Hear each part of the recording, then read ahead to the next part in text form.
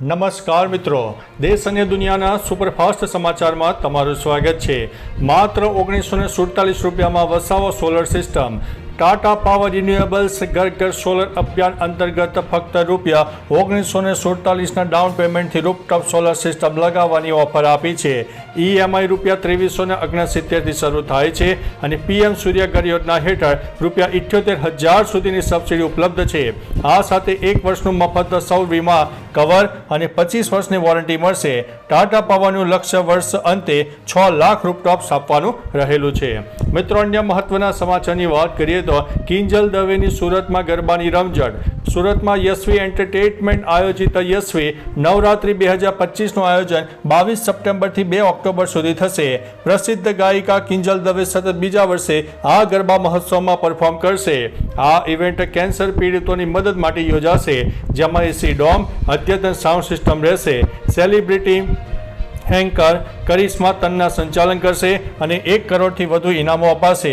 4 ઓક્ટોબરે પલક મુચ્છલ અને મિથુન શર્મા પણ હાજરી આપશે। મિત્રો, અન્ય મહત્વના સમાચારની વાત કરીએ તો કુલીએ બીજા દિવસે કેટલી કમાણી કરી। કુલીએ રિલીઝના પહેલા દિવસે 65 કરોડ રૂપિયાની કમાણી કરી હતી। સૈકા નિલ્કના શરૂઆતના ટ્રેન્ડ રિપોર્ટ મુજબ ફિલ્મે બીજા દિવસે 53.50 કરોડની કમાણી કરી। આ સાથે 2 દિવસમાં કુલીનું કુલ કલેક્શન હવે 118.50 કરોડ રૂપિયા થઈ ગયું છે। ચેન્નઈમાં ફિલ્મનું પ્રદર્શન ખૂબ સારું રહ્યું છે। અહીં તેના તમિલ વર્ઝનનો ઓક્યુપન્સી 96.50% જોવા મળ્યો છે। મિત્રો, અન્ય મહત્વના સમાચારની વાત કરીએ તો ચાલુ વર્ષે અત્યાર સુધીમાં 85.57 લાખ હેક્ટરમાં વાવેતર। રાજ્યમાં છેલ્લા 3 વર્ષની સરેરાશ 85.57 લાખ હેક્ટર વાવેતર વિસ્તારમાં સામે ચાલુ વર્ષે 74.85 લાખ હેક્ટરમાં કૃષિ પાકોનું વાવેતર થયું છે।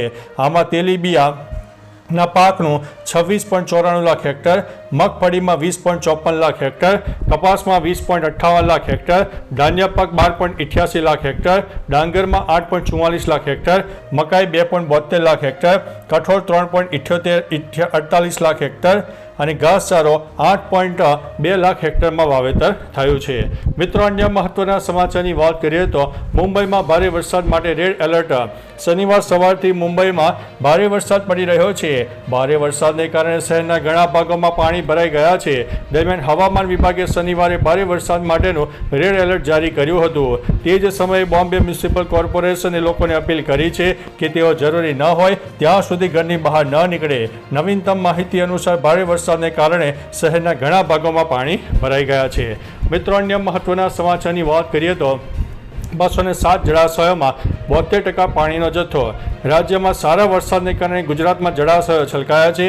રાજ્યના 207 જળાશયોમાં 72.02% પાણીનો જથ્થો છે। ઉત્તર ગુજરાતના 15 ડેમમાં 64.21%, મધ્ય ગુજરાતના 17 ડેમમાં 79.94%, દક્ષિણ ગુજરાતના 13 ડેમમાં 70.76%, કચ્છના 20 ડેમમાં 54.25% અને સૌરાષ્ટ્રના 141 ડેમમાં 66.42% પાણીનો જથ્થો છે।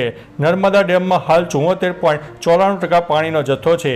હાલમાં 51 ડેમ હાઈ એલર્ટ ઉપર, 26 એલર્ટ ઉપર અને 24 ડેમ વોર્નિંગ ઉપર જોવા મળ્યા છે। મિત્રો, અન્ય મહત્વના સમાચારની વાત કરીએ તો ગુજરાત ઉપર એક સાથે 4 વરસાદી સિસ્ટમ સક્રિય। ગુજરાતમાં લાંબા વિરામ બાદ ચોમાસું સક્રિય થયું છે, જેનાથી દક્ષિણ, ઉત્તર, મધ્ય ગુજરાત અને સૌરાષ્ટ્રમાં ધોધમાર વરસાદ પડ્યો છે। ખેડૂતોમાં આનંદની લાગણી છે। હવામાન વિભાગે 17 ઓગસ્ટથી દક્ષિણ ગુજરાત અને સૌરાષ્ટ્રમાં ઓરેન્જ એલર્ટ આપ્યું છે, કારણ કે 4 વરસાદની સિસ્ટમ સક્રિય થઈ છે। આગામી 5 દિવસ સાર્વત્રિક વરસાદની આગાહી છે, જે કપાસ, સોયાબીન અને મગફળીના પાકને ફાયદો કરશે। મિત્રો, અન્ય મહત્વના સમાચારની વાત કરીએ તો નેશનલ હાઈવે પર સાતમ આઠમના તહેવારને કારણે ભારે ટ્રાફિક જોવા મળ્યો। નેશનલ હાઈવે પર સાતમ આઠમના તહેવારને કારણે ભારે ટ્રાફિક જામ સર્જાયો છે। ગીર અને સોમનાથ તરફ જતા હજારો પ્રવાસીઓ ફસાયા છે, જેના કારણે વાહન ચાલકો પરેશાન થયા છે। ગોંડલ માર્કેટિંગ યાર્ડથી જામવાડી પેટ્રોલ પંપ સુધી 2 કિલોમીટર લાંબી વાહનોની કતાર લાગી છે। છેલ્લા 1.5 વર્ષથી ચાલતા સિલેક્શનના કામને કારણે આ સમસ્યા વધુ વિકટ બની છે।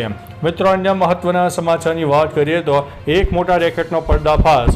કાગવડ પાસે રેલવે ઓવરબ્રિજ નીચે વિદેશી દારૂનું કટિંગ કરતી વખતે વીરપુર પોલીસે દરોડો પાડીને એક મોટા રેકેટનો પર્દાફાશ કર્યો છે। ઓક્સિજન ગેસ લિક્વિડ ટેન્કરમાં ચોરખાનું બનાવીને છુપાવેલી 700થી વધુ દારૂની પેટીઓ સહિત આશરે 1 કરોડનો મુદ્દામાલ જપ્ત કરવામાં આવ્યો છે. જોકે બુટલેગરો અંધારાનો લાભ લઈને ફરાર થઈ ગયા છે અને પોલીસ તેમને પકડવા માટે તપાસ હાથ ધરી છે. મિત્રો, અન્ય મહત્વના સમાચારની વાત કરીએ તો શામળાજીમાં ભગવાન શામળિયાને 15 કિલો સોનાનો શણગાર. જન્માષ્ટમીના પવિત્ર પર્વે શામળાજી મંદિરને ભવ્ય રીતે સજાવવામાં આવ્યો. મંદિર ટ્રસ્ટે લગભગ શામળિયાને 15 કિલો સોનાના આભૂષણોથી અનોખો શણગાર કર્યો. મૂર્તિને સુવર્ણ મોરપીંછ મુગટ, કુંડળ, ગદા, ચક્ર અને પાદુકા જેવા અલંકારોથી શણગારવામાં આવ્યા. આરતીના દિવ્ય દર્શનથી ભક્તો ધન્યતા અનુભવી રહ્યા હતા. મોટી સંખ્યામાં ભક્તો ઉમટી પડ્યા, જેમણે આ ભવ્ય શણગારના દર્શન કરીને આનંદ માણ્યો છે. મિત્રો, અન્ય મહત્વના સમાચારની વાત કરીએ તો જન્માષ્ટમી દરમિયાન દ્વારકામાં ટ્રાફિક વ્યવસ્થા જળવાઈ રહે તે માટે અધિક જિલ્લા મેજિસ્ટ્રેટે 17 ઓગસ્ટ સુધી 2 વ્હીલર, 3 વ્હીલર, 4 વ્હીલર અને ભારે વાહનોના પ્રવેશ ઉપર પ્રતિબંધ મૂક્યો છે. મંદિર તરફના માર્ગો જેવા કે હાથીગેટ, કાનદાસ બાપુ આશ્રમ, મહાજન બજાર, જોધાબા માણેક ચોક, પઠાણ ચોક, કીર્તિસ્તંભ સર્કલથી વાહન પ્રવેશ બંધ રહેશે. શાક માર્કેટથી ચોકથી 3 વ્હીલર અને 4 વ્હીલર અને ભારે વાહનો માટે પ્રવેશ પ્રતિબંધિત છે. મિત્રો, અન્ય મહત્વના સમાચારની વાત કરીએ તો લોકમેળો શરૂ થાય તે પહેલાં જ બંધ થયો. રાજકોટમાં લોકોને મેળાની મજા માણવા માટે મળશે નહીં, કારણ કે તંત્રની બેદરકારીને કારણે મેળો શરૂ થાય તે પહેલાં બંધ થઈ ગયો. લોકો મેળો માણવા આવ્યા પણ નિરાશ થઈને પાછા જવું પડ્યું. તંત્ર દ્વારા ચકાસણી ન કરવામાં આવતા મેળો ચાલુ જ ન થયો. સંચાલકોને ભારે નુકસાની વેઠવાનો વારો આવ્યો છે. તો મિત્રો, હવે તમે તંત્ર સામે શું કહેશો? તો ચાલો મિત્રો, ફરીથી દેશ અને દુનિયાના સુપરફાસ્ટ સમાચાર લઈને મળતા રહીશો. ત્યાં સુધી અમને રજા આપશો. નમસ્તે.